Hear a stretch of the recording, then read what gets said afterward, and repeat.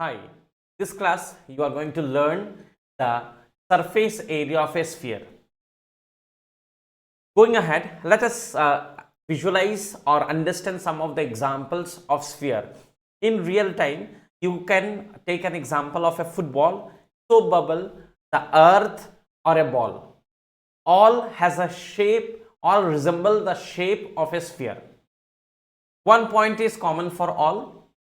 From the center to the outer surface is the distance which is said to be radius, and it remains fixed throughout.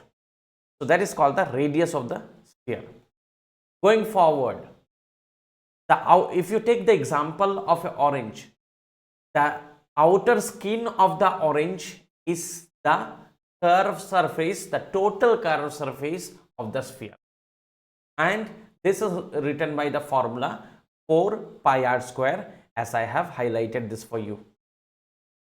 So here one important point, once you know the radius of a given sphere, it is very easy to find the surface area of a given sphere.